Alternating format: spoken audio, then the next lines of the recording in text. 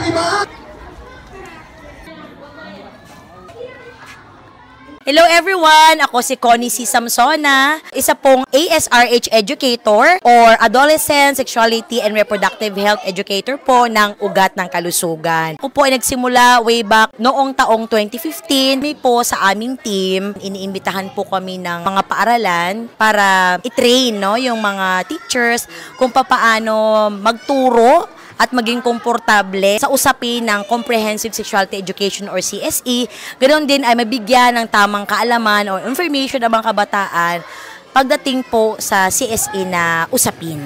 So bago kami nagtuturo ng CSE sa mga mag-aaral, sa mga estudyante, sa mga kabataan, nagsisimula muna kami sa pag-create o paglikha ng module na kumbaga ito ay base sa kanilang mga edad or age appropriate na tinatawag. Meron tayong nilikha na module dito na ang tinatawag ay puberty. So dito sa pagtuturo na ito, ginagabayan natin ang mga kabataan pagdating sa kanilang knowledge sa mga pagbabago na kanilang nararanasan, physical, emotional, at psychological na mga pagbabago o yung buong aspeto ng isang tao. Pagdating naman sa grades 9 and 10, ito ay mas malalim pa yung usapin kasi dito naman nakafocus na dito yung mga paniniwala ng mga kabataan sa usapin ng pagbubuntis, ayan, at kalusugang pangreproduktibo. Kasama na rin nito ay, kalakip na nito is, ano yung mga posible, na magiging bunga ng maagang pakikipagtalik, maliban sa maagang pagbubuntis,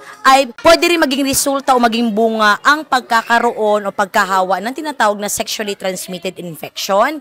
At isa pa dito na ating pinag-uusapan ay ang sa usapin din ng HIV. Yung naobserbahan ko sa mga kabataan ngayon, hindi natin sila talaga pwede i-underestimate. Ang mga kabataan ngayon ay maraming alam. Ngunit, importante din na inaalam natin yung mga kaalaman na meron sila, kung tama ba ito o mali.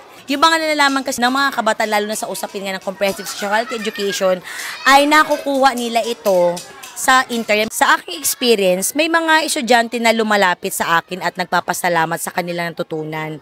Wala din kasing nagtuturo nito sa kanila sa bahay. Kaya una, nahihiya silang magtanong. Pangalawa, kahit magtanong sila, minsan hindi komportable ang mga parents o ibang membro ng pamilya na i-discuss ito sa kanila.